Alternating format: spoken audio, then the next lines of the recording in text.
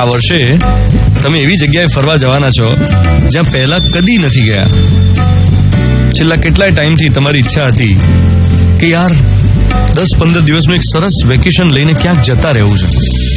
અમદાવાદથી દૂર, ગરમીથી દૂર ક્યાં જતા રહેવું છે એ નામ પણ તમે મનમાં ગાંઠ વાળીને રાખ્યું હતું. અને હવે ફાઇનલી એ જગ્યાએ જ્યારે તમે ફરવા જવાના છો, મારે તમારી સાથે અમુક ટ્રાવેલ ટિપ્સ શેર કરવી છે.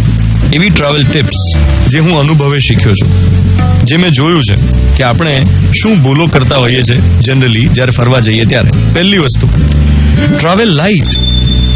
વધારે પડતો સામાન સાથે ન લઈ જવો. જેટલો બને એટલો ઓછો સામાન પેક કરો. ઘણીવાર એવું થતું હોય છે કે આપણે એટલા બધા કપડાં લઈ જઈએ ને, એમાંથી કેટલી જોડ તો પહેર્યા વગરની રહે, પાછી આવે ઇસ્ત્રી બંધ. એટલે ખોટું વજન લઈને શું ફરવાનું?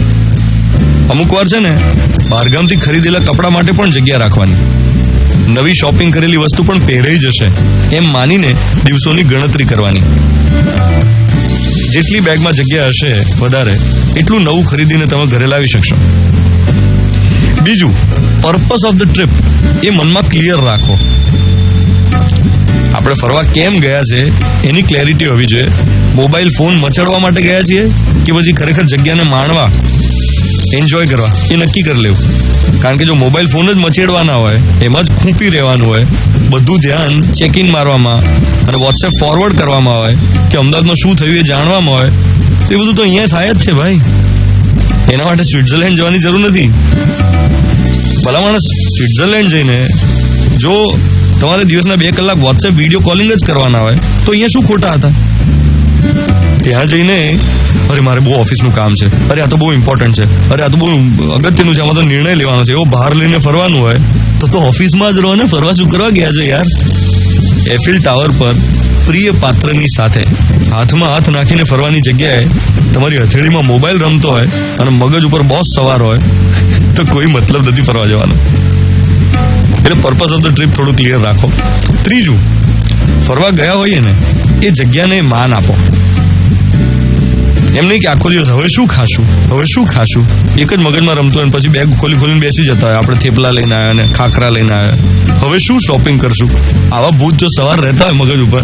એટલે શોપિંગ ખરાબ જેવું નથી કહેતો, પણ આખી ટ્રીપમાં માત્ર શોપિંગ જ મગજ ઉપર સવાર હોય એવું તો ન ચાલે ને.